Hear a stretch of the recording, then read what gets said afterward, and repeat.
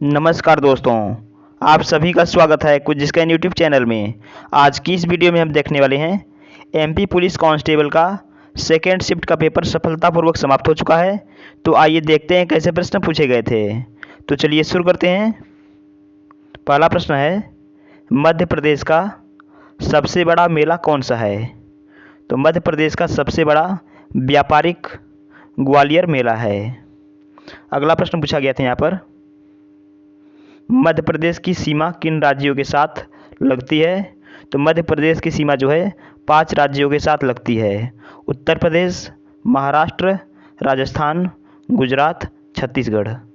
अगला प्रश्न पूछा गया था यहाँ पर, बंगाल विभाजन कब हुआ? तो बंगाल विभाजन जो है 1905 ईस्वी में हुआ, लॉर्ड कर्जन के शासनकाल में। अगला प्रश्न है यहाँ पर, वन विहार राष्ट्रीय उद्यान की स्थापना कब हुआ? तो वन विहार राष्ट्रीय उद्यान की स्थापना जो है 1979 ईस्वी में हुआ। अगला प्रश्न है यहाँ पर, किस गवर्नर ने विश्व प्रसिद्ध हीरा कोहिनूर महारानी विक्टोरिया को भेजा था? तो इसका राइट आंसर हो जाएगा लॉर्ड डलहौजी। अगला प्रश्न है यहाँ पर, सारो मारू क्या है? तो इसका राइट आंसर हो जाएगा बौद्ध गुफाएं।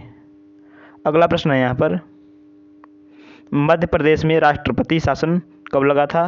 तो मध्य प्रदेश में राष्ट्रपति शासन जो है 1977 ईस्वी में लगा था।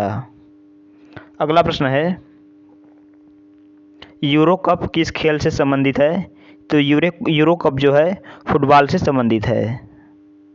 अगला प्रश्न है, ग्लोबल हंगर इंडेक्स 2021 में भारत की रैंक क्या है?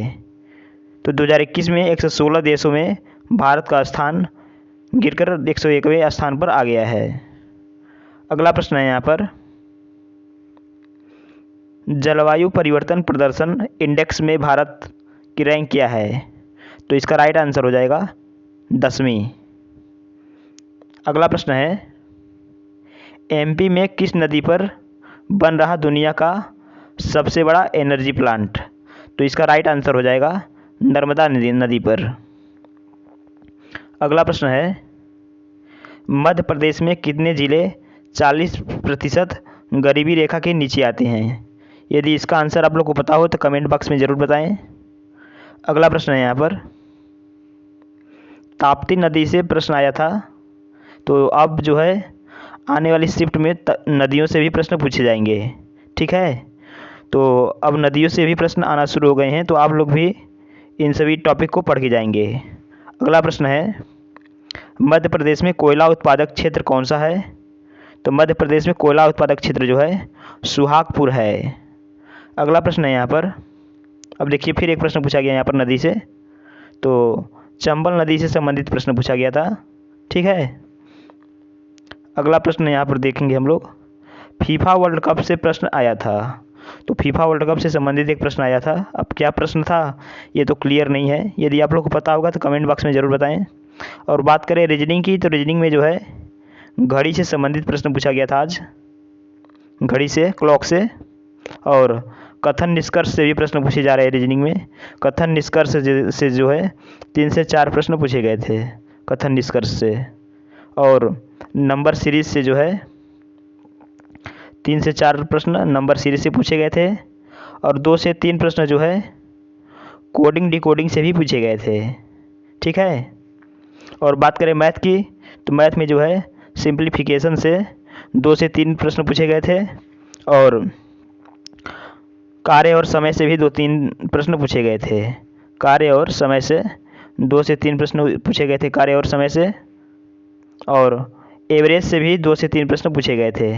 एवरेज से 2 से 3 प्रश्न पूछे गए थे मैथ में।